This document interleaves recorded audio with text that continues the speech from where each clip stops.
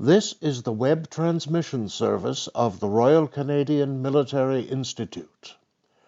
On October the 28th, award-winning science fiction author and RCMI member Derwin Mak gave his annual Halloween presentation by Zoom. His topic for this year, zombies, from folklore to horror movies. Our guest speaker this evening is Derwin Mak, and his topic, zombies, from folklore to horror movies. Derwin is Vice Chair of the RCMI Library Committee, an officer of the St. John Ambulance and Order of St. John, a chartered accountant with a Master of Accounting degree from the University of Waterloo, and recently retired from the provincial government, where he worked in various capacities, from accounting to fraud control. Derwin is also a science fiction writer, an anthology writer.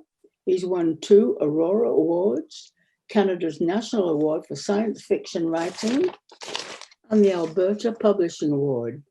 And in addition, he also had the dubious honor of being the first only person to capture a Pokemon inside the RCMI. Derwin has long watched horror movies and has noticed an increasing number of movies about zombies have appeared in the last 20 years. He also noticed their sociological meaning has changed over the years. So with a warm welcome and without further ado, over to you, Derwin. All right, thank you, Pat. And I'll now do the share screen. All right, and here we go. Zombies. All right.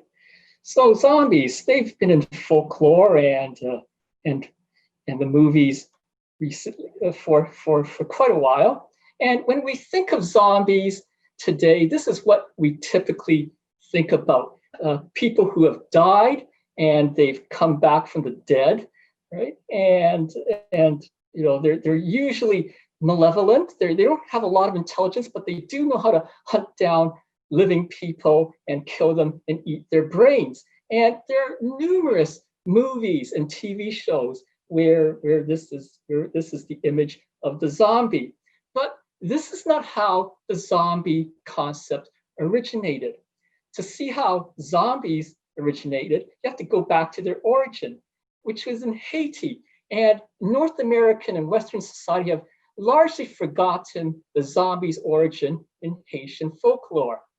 Now look at this picture by a Haitian of 2 zombies. There they are. You can see that they're not very threatening. They're actually being tied up by this fellow. They're not going around killing people or eating their brains. They're actually quite harmless. So how did the image of zombies in the North American and Western imagination go from being victims to monsters? Well, let's go back to the history of Haiti. Right?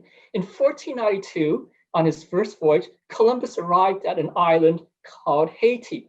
Haiti is the indigenous Taino people's name for the island. Columbus gave it another name, Hispaniola, and his Spanish colleagues called it Santo Domingo. On his second voyage in 1493, Columbus brought sugarcane with him, and he planted the sugarcane on Hispaniola. Sugarcane is a plant that originates in Southeast Asia, and the Europeans knew about it because they got it through trade with Asia and through the Ottoman Empire. The Europeans liked it because, you know, sugar was sweet, and who didn't like sugar? But to them, it was very expensive. They considered it to be a very expensive spice. However, Columbus and the Spanish discovered that sugarcane grew well in the Caribbean because it needs a tropical or subtropical climate to grow. And so for the first time, Europeans had access to sugarcane on a territory that they could either conquer or control. What happened then was that the Europeans began to develop recipes that included adding sugar to their food, right? And they started using sugar to make rum. So the demand for sugar increased in Europe as access to sugar increased. However, sugar is a very labor-intensive crop to harvest and process, right? Sugar cane is production and processing requires a lot of labor, and attempts to enslave the indigenous people did not work out. Many of them had died due to disease or warfare. So the Spanish resorted to importing African slaves to the Caribbean to get a workforce to harvest and process sugarcane. And in 1517, the Spanish imported 15,000 African slaves to Hispaniola. Thus began the transatlantic slave trade with Hispaniola. Later on in the 1500s, although Hispaniola was valuable because of the sugarcane production going on there, the Spanish did not defend it as well as they should have. By this time, they had noticed that there was gold and silver to be found in Mexico and South America. So they sent the majority of their military forces to Mexico and South America to conquer those areas. And they left Santo Domingo lightly defended. What this meant was that the English, French, and Dutch pirates attacked the island and set up bases there. This is a picture of Sir Henry Morgan, alleged pirate, privateer, and later governor, lieutenant governor of Jamaica. And he frequented Tortuga, an island hangout for the pirates, right? Tortuga is a small island off the west coast of Haiti. You've probably heard of the name in all those Pirates of the Caribbean movies, right? And this is a map of Tortuga, the little pirate island off the west coast of Haiti. In 1659, France established a colony, which the French called Saint-Domingue, on the western part of the island and on Tortuga. Now, the French wanted to go to the western part of Santo Domingo or Hispaniola because there were already Francophone pirates living there. And in 1665, King Louis XIV of France authorized French colonization of all of Hispaniola or Santo Domingo. This was a signal to Spain that now France is willing to fight for the entire island. And France did go to war against Spain. Today, we typically have the image through popular culture and movies that Louis XIV was the Sun King, obsessed with partying with his mistresses. But that was just only one aspect of his personality. The European monarchs of the time also knew him as a man who liked to use his military forces to intimidate them, and he liked picking fights with them. In 1688, he invaded the German-speaking states of the Holy Roman Empire. This drove six other European countries, England, the Dutch Republic, Portugal, Sweden, Spain, and the Italian kingdom Savoy, to come to the aid of the Holy Roman Empire, and they all formed the Grand Alliance to fight France. This was the start of the 9 Years' War. At the RCMI, whenever we talk about the raid on Dieppe, we're usually referring to the 1942 Canadian raid on Dieppe. But there was an even earlier raid in 1694 when the English and Dutch bombarded Dieppe. The 9 Years' War was a war fought on every continent except Antarctica. Anywhere where these European powers had a colony or base, they went to war. So the war was fought in Asia and Africa and South America, and it was even fought here in Canada. Here's a painting of Frontenac, the governor of New France, telling the English that he will not surrender Quebec to the English.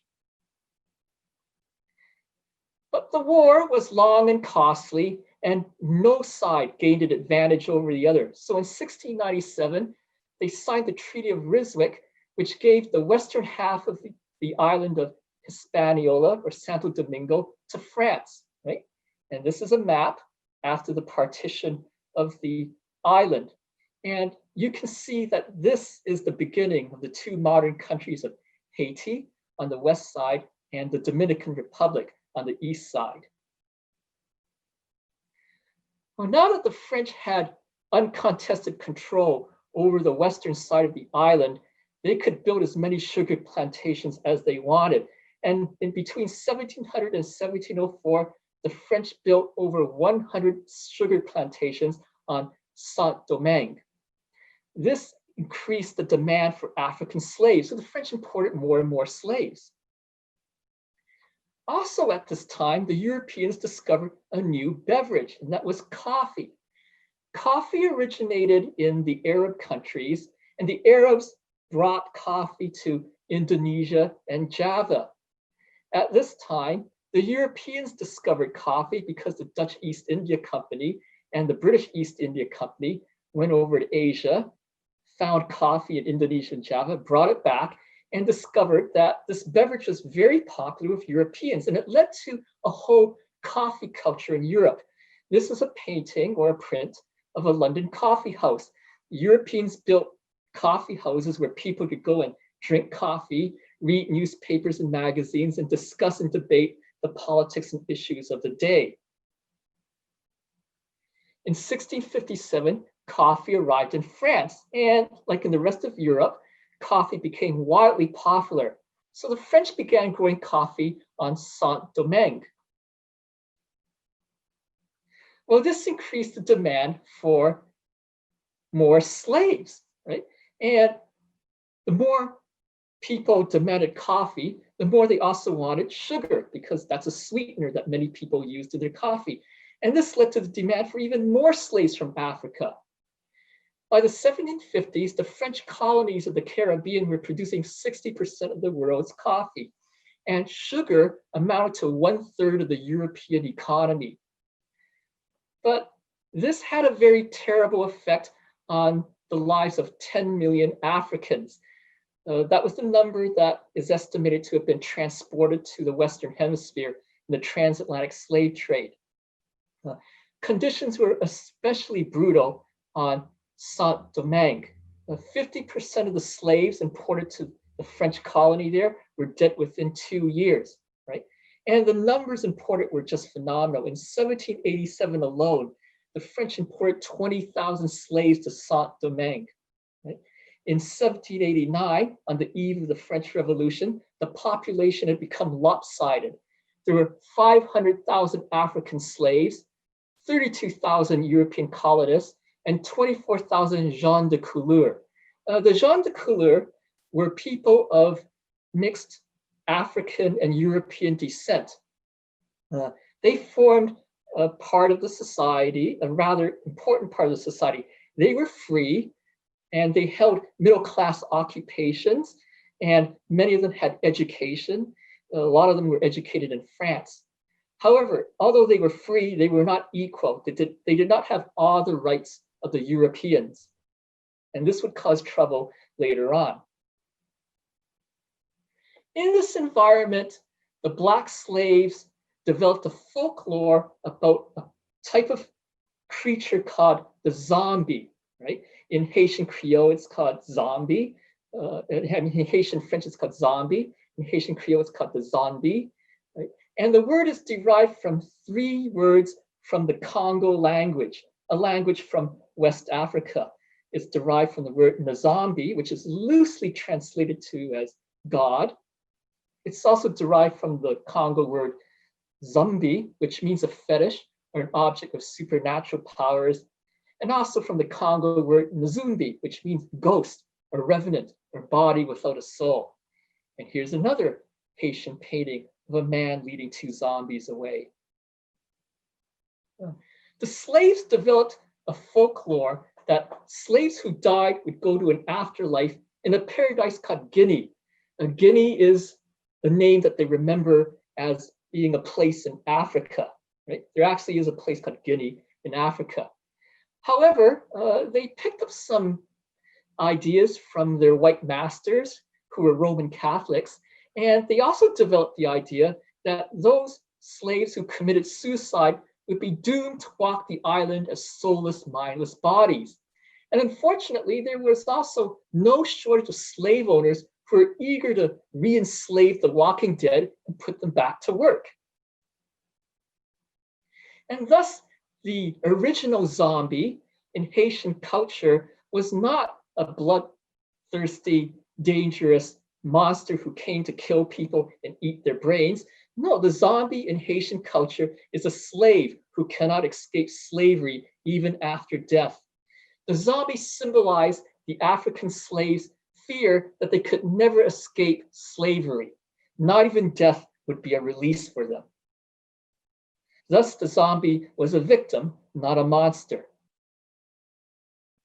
Now let's talk about Haitian voodoo, because zombies are always associated with voodoo, right?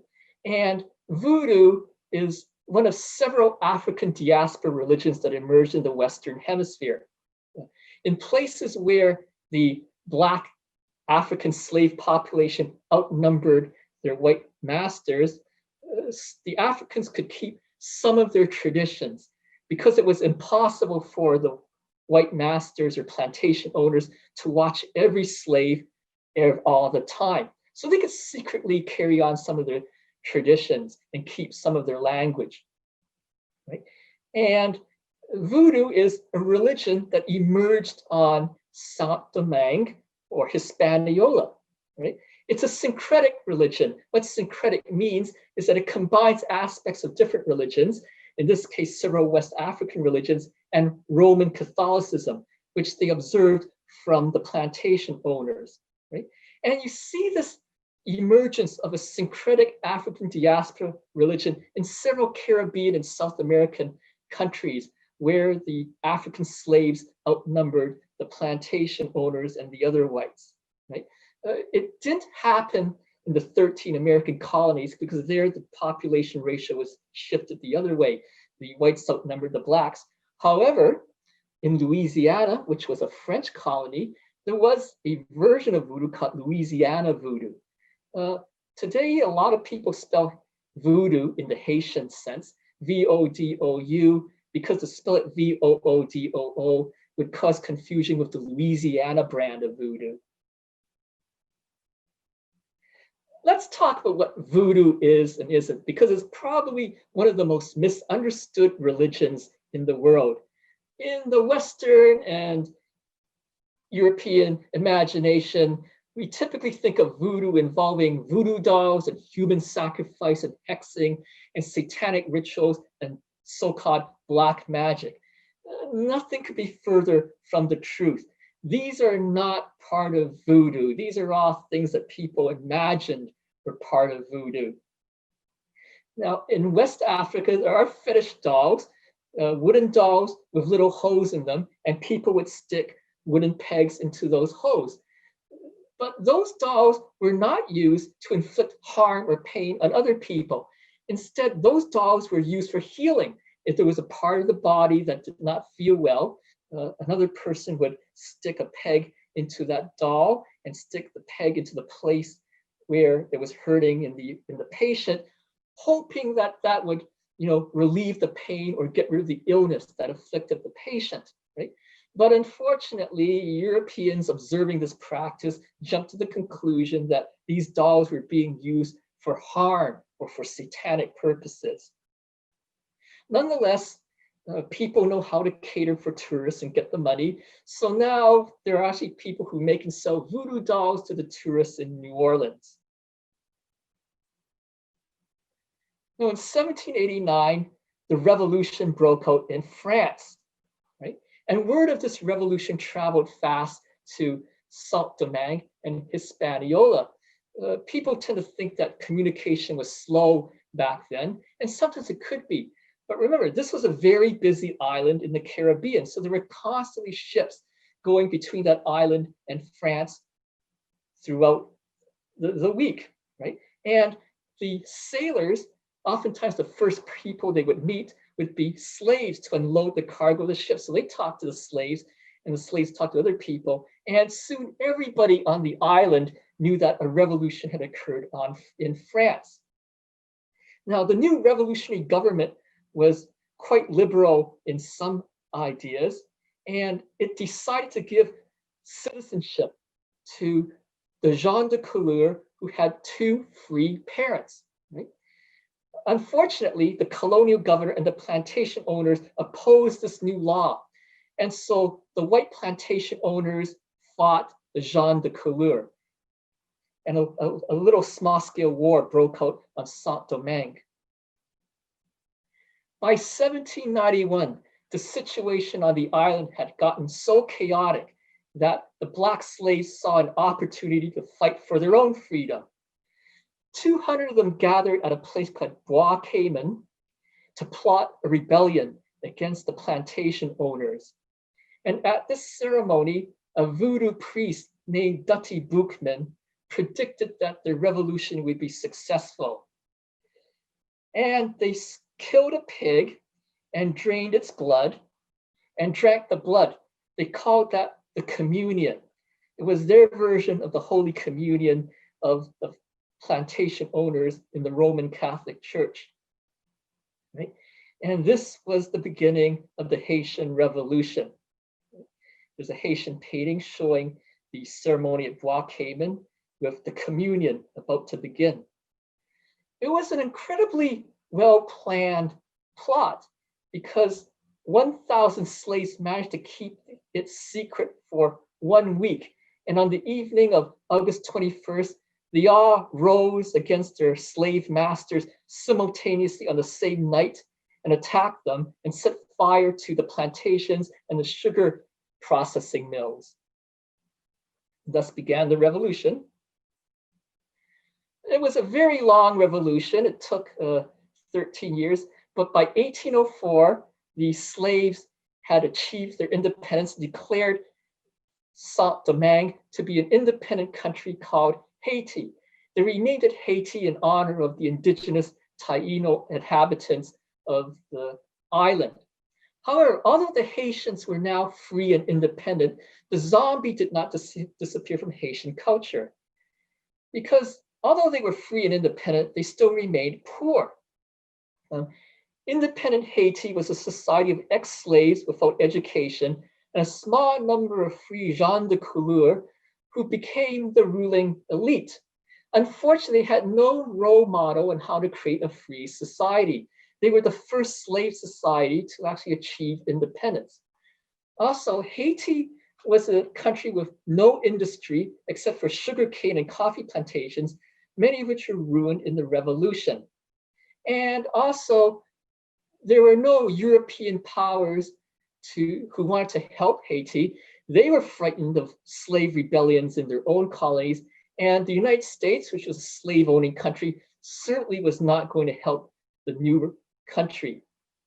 So the Haitians were desperate to do something to rebuild their economy and become a self-functioning country.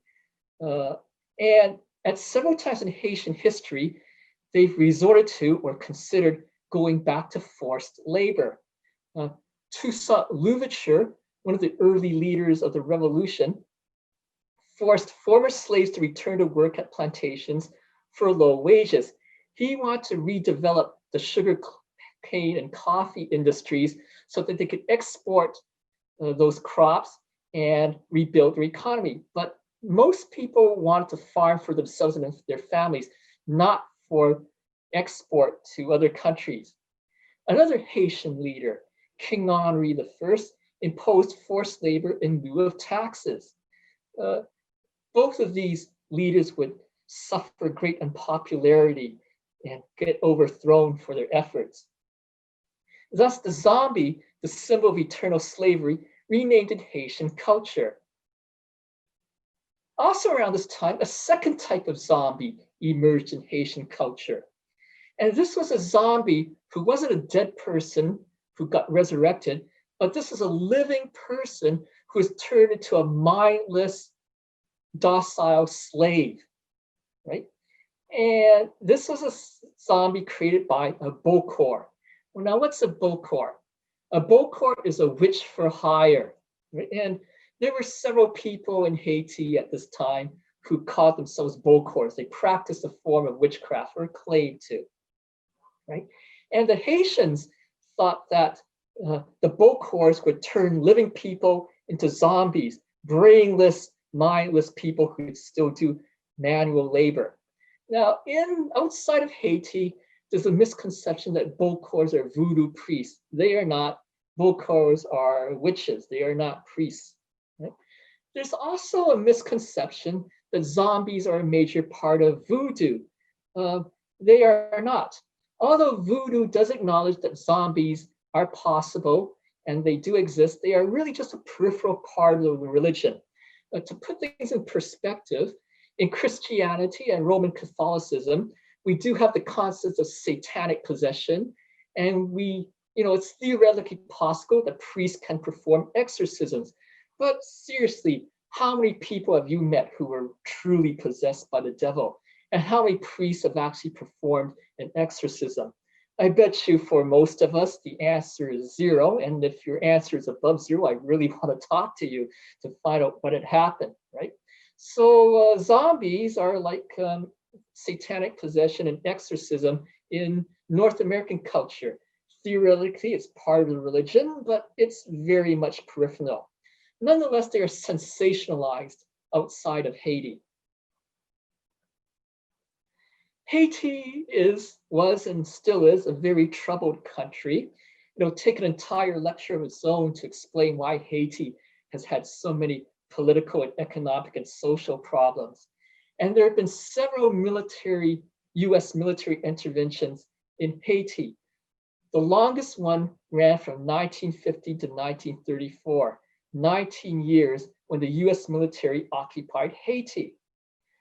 These are US Marines in Haiti, and these Marines returned home to America with stories of voodoo rituals and zombies, things that they found very unusual. And these stories got the attention of a guy named William Seabrook. William Seabrook was an American adventurer, traveler, and a person interested in occult and weird things. And after hearing these stories from the US Marines, he visited Haiti and wrote a book called The Magic Island, which is about voodoo and zombies and aspects of Haitian culture which Americans would find bizarre, right? And this made the zombie popular in America. He also introduced Americans to the ideas that zombies could be people who are drugged by other people and turned into mindless manual laborers. Well, of course, it wasn't long before the Hollywood movie industry discovered zombies, right? And this is the first of the zombie movies, White Zombie from 1932, a B movie classic. There's Bela Lugosi as a white sorcerer who uses voodoo spells to control the reanimated bodies of his enemies, right? These are all the people who either disagreed with him or got into an argument in life. And after he either killed them or they died, he turned them into his slave zombies. There's also another notorious zombie movie from that period called Uanga, also known as The Love Wanga. This is definitely not a classic that's going to wind up in the American Film Institute library. It's very much a product of its time. In this movie, zombies are used as a symbol of white Americans' fear of Black people. In this movie, an evil half-Black, half-white Haitian voodoo priestess is in love with a white American man named Adam, but he keeps on refusing to have anything to do with her because she's half-Black. And all throughout the movie, he keeps on telling her that she should be with her own kind and that it's improper for white and Black people to mix, right? It's that type of movie. So when she's annoyed enough of having been rejected by him, he sends zombies against him to attack him. Well, this movie was supposed to have been filmed in Haiti, but the script so offended the Haitians that the film crew had to flee to Jamaica and they made the movie over there. Now here's another movie from the 1940s called I Walked with a Zombie. I think it was made by Jacques Tourneur, produced by Val Lewton, who made various horror movies like The Cat People and Curse of the Cat People. But this is a very different type of zombie. Excuse me for a sec. Right. This is a very different type of zombie. More people know it by a reputation and its advertising than have actually seen it. Right? In this movie, there are zombie rituals going on, but it's not like in other movies. It takes place on an island where there's a white minority and a black majority. But the white people on the island don't see voodoo as a threat. They just see it as just part of the natural background and culture of the island. Also, the black inhabitants don't use voodoo to do harm or kill the white inhabitants, right? And the white inhabitants don't go on any sort of campaign to get rid of the voodoo priests or the voodoo practitioners. This movie is actually about two cultures disagreeing on how to treat a mentally ill woman. There's a white woman who's mentally ill, and Western science and medicine aren't helping her. So the black neighbors suggest, well, maybe if we tried a voodoo ritual, that could help her, right? And it's about the two cultures disagreeing on how to treat her. There are some voodoo rituals there, but they're not like in Black Zombie or the Love Wanga, right? And this character, the zombie who guards the entrance to the voodoo priest estate, might seem threatening, but really isn't as threatening as he seems to be. And to tell more would be to give away the plot of the movie, but it was a very different type of movie. It's also one of the very few movies from the 1940s where one of the white characters says that his ancestors did a lot of harm to the ancestors of the black people on the island, and he's not proud of it. So it's not your typical 1940s horror movie. Meanwhile, back on Haiti, a real zombie appeared. Or was she really a zombie? Felicia Felix Mentor died in 1907 in Ennery, Haiti. And in 1936, she came back to life. She walked back into town and she spoke unintelligibly and answered irrelevant questions when asked, answered irrelevantly with strange answers when people asked her questions, right? And she often laughed. Some people thought she might have schizophrenia. Some people thought she might have had a drug-altered brain, right? But there was some doubt whether this was really Ms. Felix Mentor come back to life as a zombie. The real Felicia Felix Mentor had a broken leg, but the woman who came back in 1936 walked with a limp, but did not have a sign of previously having a broken leg. Nonetheless, Life magazine reported her case as that of a zombie come back from the dead, and the magazine also showed photos of a so-called voodoo ceremony. But in 1962 came another person who might actually have been a zombie, and this was Clairvius Narcisse, right? Now, Clairvius Narcisse died and was pronounced dead in 1962 after a fever and fatigue with an unidentifiable cause. His death was certified by two doctors who had been trained and educated in the United States, right? So, they had good backgrounds, right? His body was held in cold storage for a day before burial, right? 18 years later, in 1980, a man claiming to be Clairvius Narcisse appeared, and he had knowledge of childhood nicknames and intimate knowledge of family details, right? And this is the grave of Clairvius Narcisse. When people opened the grave, it was empty, right?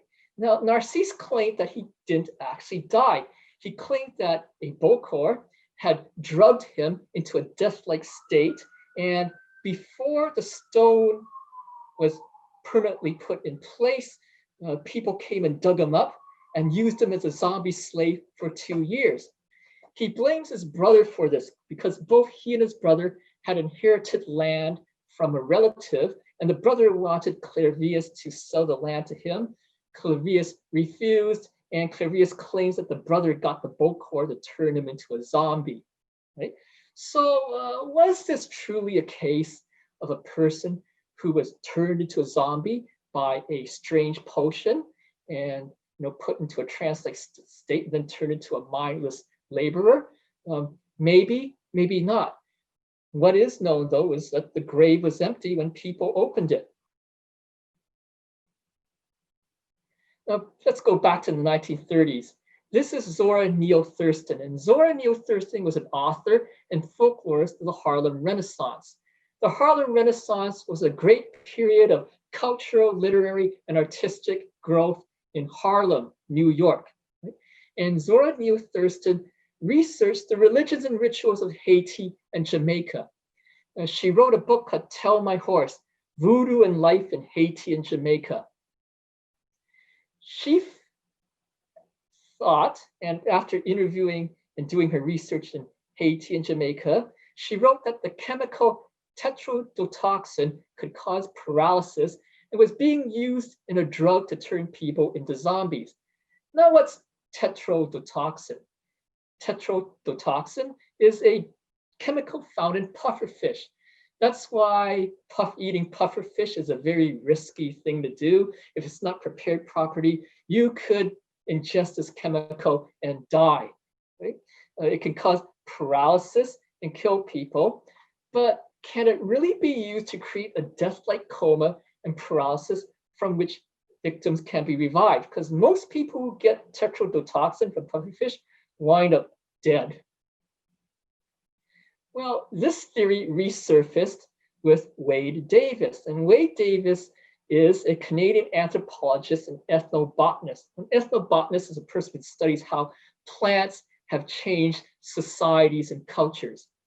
And he went to Haiti to meet Clairvius Narcisse in 1982. He also wrote a book about his travels called The Serpent and the Rainbow. This book has been turned into a movie which is only very loosely based on Wade Davis's trip to Haiti. He really wasn't tortured and buried alive and suffered a lot of the things that happened in the movie, right? But in real life, Wade Davis met several bokors and voodoo priests, and he claimed to have found the recipe for the zombie powder. It included throwing things like 2 lizards, a large toad, a pufferfish, several plants, a human tibia, and human bones together and grilling them until they were charcoal. Davis also said he witnessed a ceremony where a voodoo priest named Marcel Pierre exhumed the body of a child at night and buried the potion, the voodoo zombie potion, with a child for 3 days. Davis claimed that the bokors knew the correct dosage of tetrodotoxin that could paralyze but not kill the victim. He also discussed a plant called datura stramonium, also known as thorn apple and jimson weed. This is the plant that Europeans allege that witches used to make the hallucinogenic flying ointment, that the witches would ingest and get the hallucination that they were flying. Right? You may have heard me talking about this when I did my lecture about the witch trials of Salem. Right?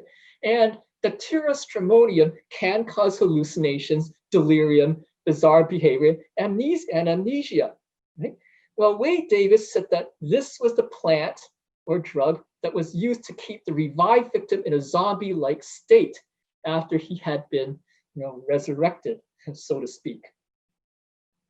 But there was and still is scientific skepticism of Wade Davis's discovery.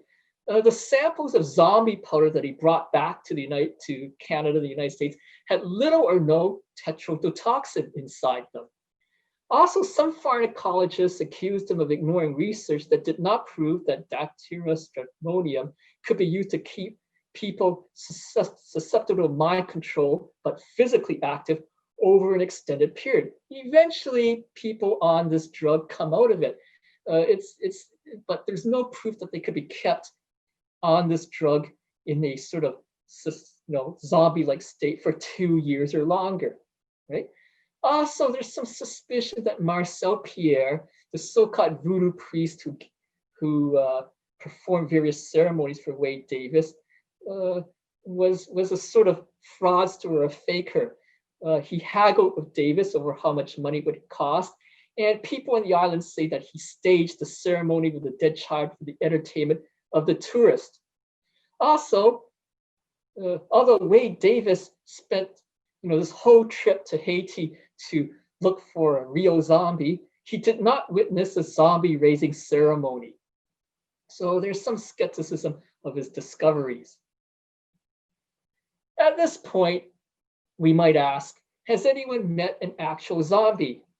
And this is a quote from Leslie Desmangles, a professor of religion and international studies at Trinity College in Hartford, Connecticut. He was originally from Haiti, and he still researches Haitian and Caribbean religions in the United States at Trinity College.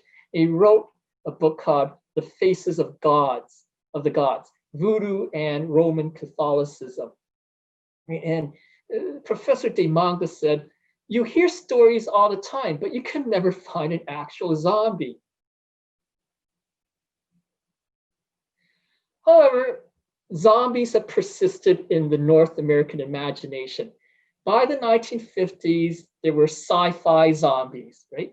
Here's a scene from the famous Z movie, Plan 9 from Outer Space, where aliens from space use radiation, nuclear radiation, to turn dead people into zombies, right? And in this movie, the zombies are obviously symbols of nuclear destruction.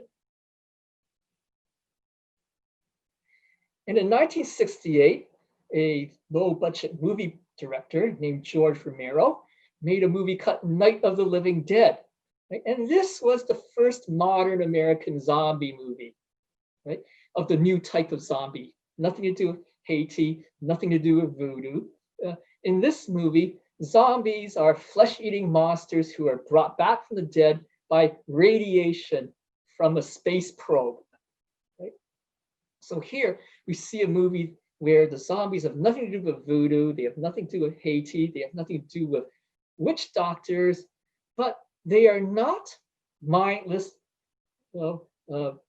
unthinking manual laborers. Here, they go around killing living people and eating their bodies. And this led to more movies of this type.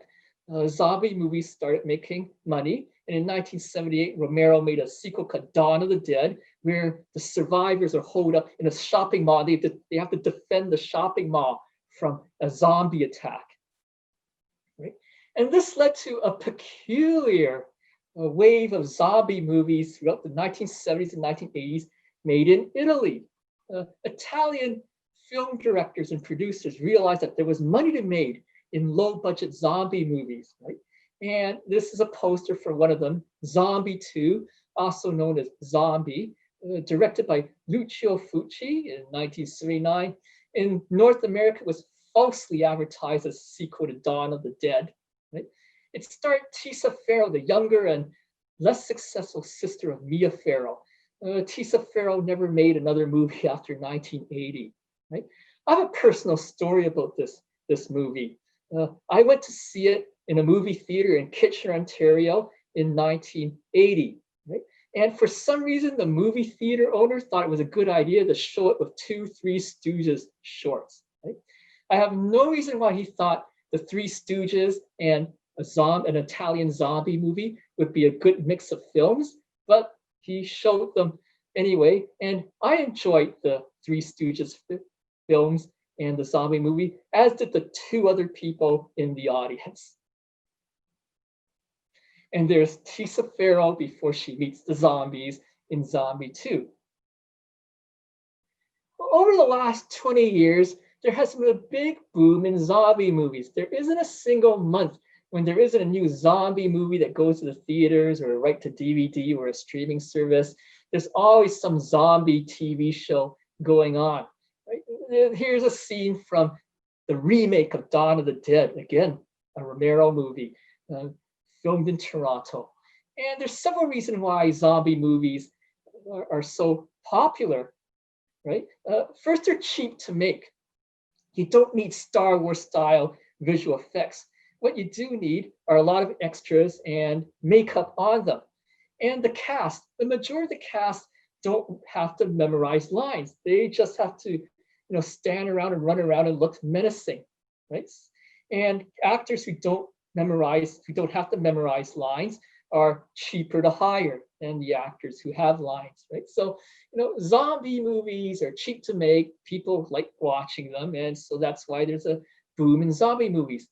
Or another reason why there's a boom in zombie movies, though, is that they could be feeding into various, fears or ideas we have in our society, right?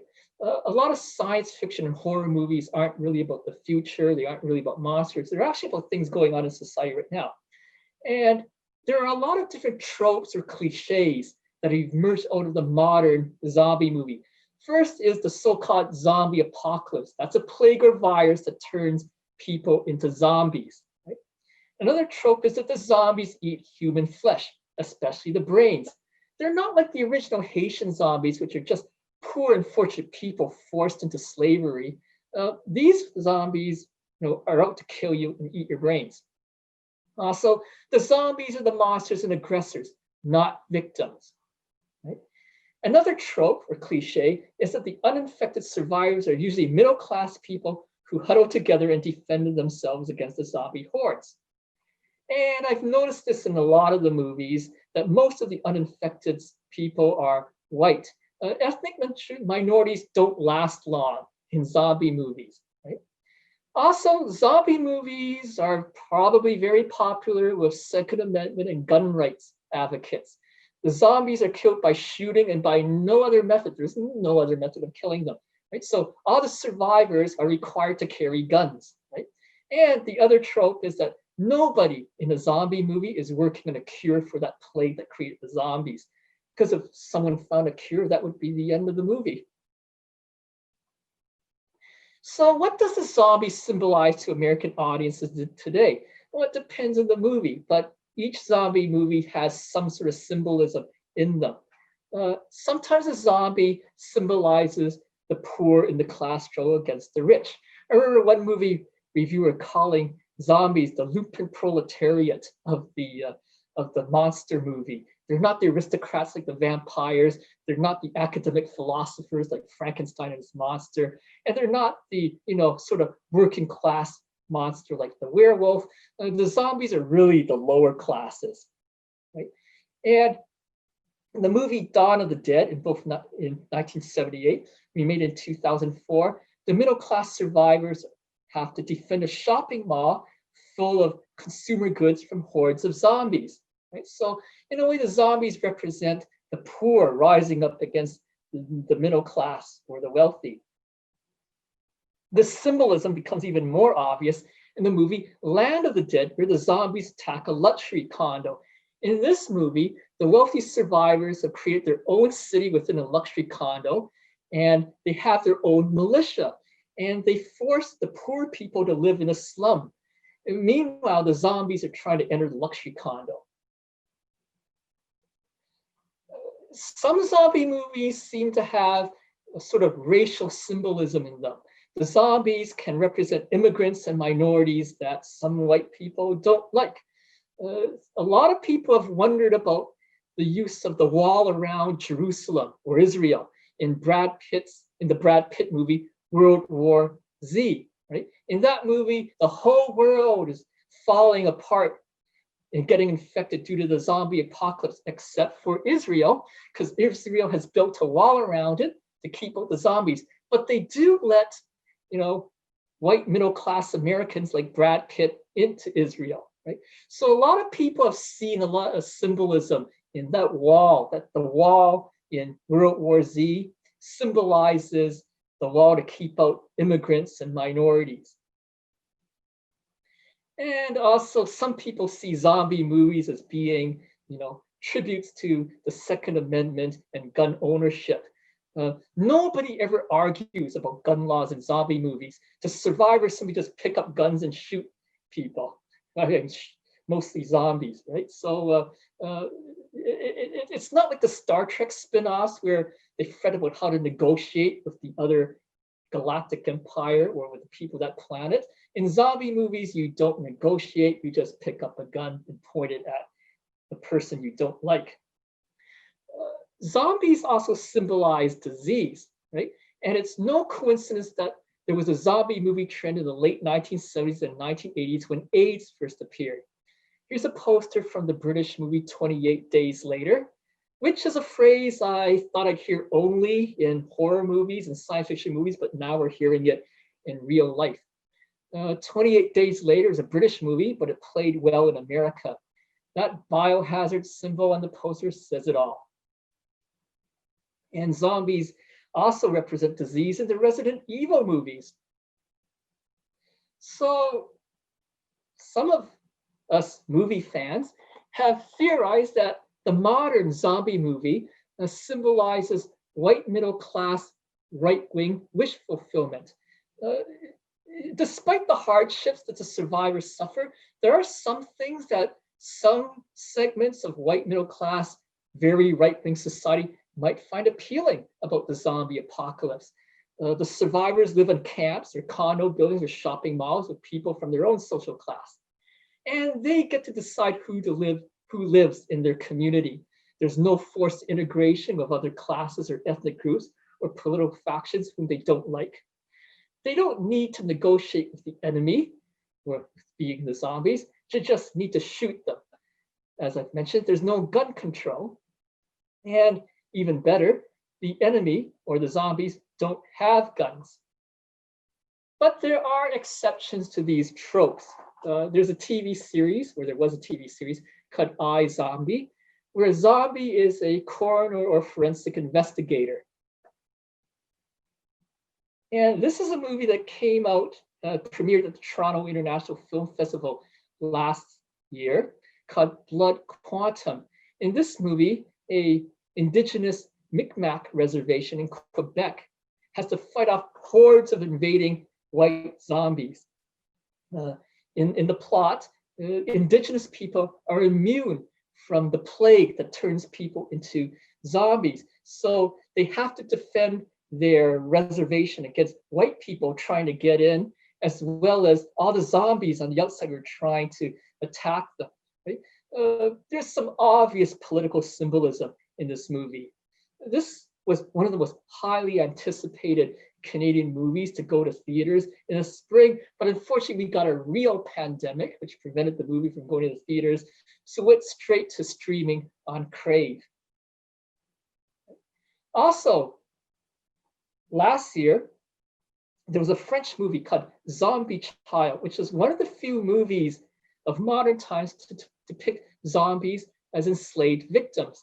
It's a French movie based on the case of Clairvius Narcisse. All right, I'll add a personal note about zombies. When I was a teenager in high school, I made my own low-budget zombie movie, right? So here's an old black and white photograph of me in high school directing a student film production. Right? I wasn't exactly the next David Lean or Steven Spielberg, right? And by the way, if you're asking about that film, it's sort of a lost film. It was made on 3/4 U-matic beta videotape, and there's no machine left in the country. I don't think there's any machine left in the country that actually plays that type of videotape. Okay.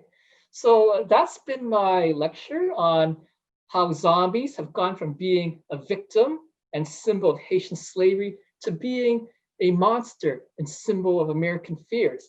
And I can take any questions from the audience now. Well, I'll throw one in here, Pat. okay. I was thinking, Derwin, as you were talking, the zombie, as he's known in North America, seems to be rather resemble the Scandinavian folklore of the Draug. Do you know anything about that? And is there anything like a connection? I don't think there is a connection. I think that the modern horror movie zombie really dates back to George Romero. And I don't ever remember George Romero saying that he had any influence from any Scandinavian or any mythology at all. Any interview that's been done with him over the last 50 years, he just thought it was a great idea to make a movie about monsters who ate body parts back in the 1960s. Why not? Okay, getting on to the more tangent question. You remember Doonesbury? Oh yes, the comic strip, yes. Yes. You remember the time Uncle Duke got converted into a zombie by name of Legume? No, I don't remember that episode. No. Well, it went on for a while. I never followed it closely myself, but I do remember he got zombified. I've got a question, if I may. Yes, Michael. Michael Larry, there was the movie Omega Man with Charlton Heston, and I gather it was based on the same book as I Am Legend. That's right, by Richard Matheson, I believe. Yeah. And they're connected, or that they have the concept of zombies. Do they fit into this story at all? Yeah, they do. In the 1950s, there were a lot of sci-fi zombies. Plan 9 from Outer Space being one of the most notorious ones, but I Am Legend is a novel from that era. And so you got a sci-fi type of zombie there. I'm trying to remember, it's been years since I've seen the movie or read the book, but I remember in the Charlton Heston movie, it's caused by a biological contaminant. I think it is a plague, right? So there were sci-fi zombies. There was also a movie back, a serial. Back then you could go to movie theaters and watch a short film called a serial. It'd be like 20 minutes, part 1, and then you went back the next week and watched part 2 for 20 minutes. There was a serial called Zombies of the Stratosphere, where aliens were using zombies against Earth. One of those aliens played by a young Leonard Nimoy. Right? So there are sci-fi zombies from the 50s, but those zombies, have largely been overtaken now by the flesh-eating, brain-eating types we see in movies today and TV shows like The Walking Dead. Oh. Well, any more questions? Sorry, I have a question. Yep, Deanna. Hi, Derwin.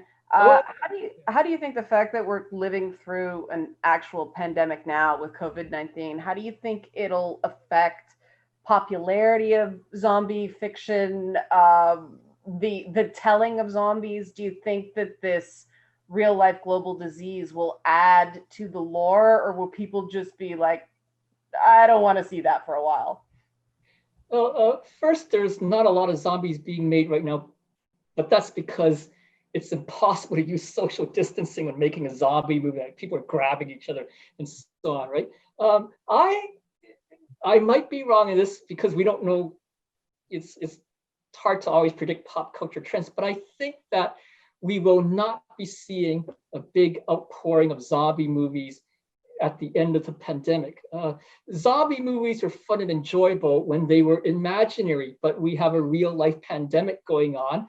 That phrase 28 days later is now being used for real now. I think after this is over, people want to see something else. Now, maybe a few years after the pandemic, we'll start getting movies when people have had time to recover and society's had time to recover and the economy has recovered.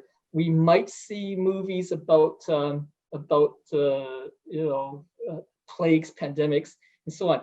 But I don't think so. What's interesting is that at the start of the pandemic, that movie, it's the one where Gwyneth Paltrow dies at the beginning. Was it Contagion? Right? I think it was called Contagion. Right? That one became very popular on streaming services for the first 3 weeks of the state of emergencies in North America. And then after that, no one wanted to see it again because the real life drama had gotten too real for them. Wow. Well, thank you very much, Derwin, for a very well-researched presentation, complete with historical background. I had no idea, and very much appreciated. Now, I usually present you at this time with a token of appreciation from RCMI. However, being virtually impossible at this time, please see RCMI Executive Assistant Susan Cook, and she will. She has one waiting for you. Looks like there's. Oh, I thought there was another question there. But anyway, thank you very, very much. And also now I have one announcement. So save this date. Next Military History Night is scheduled for November the 18th, 2020. Topic: Battle of the Humber, Canadian Cyclists in the Great War. Speaker Ted Glenn. I invite you all to participate in this final presentation for 2020. That's November the 18th, 2020. Title is Battle of the Humber, Canadian Cyclists in the Great War. Ted Glenn is speaker. And with that, a final thank you, Derwin, for a most exceptional presentation, and start working on one for next year. Right, So, hopefully we'll be able to meet in person next year. yeah, well, I hope so. I hope so. Yeah, my God, it feels like I'm a zombie myself at times. But and so now, ladies and gentlemen, I now declare this meeting ended. Thank you for all your participation. This has been another in our series of webcasts produced by the Royal Canadian Military Institute in Toronto as a public educational service. You can find news of upcoming events and links to our webcast archives at www.rcmi.org. On behalf of the RCMI, this is Eric Morse saying goodbye for now, and thank you for joining us.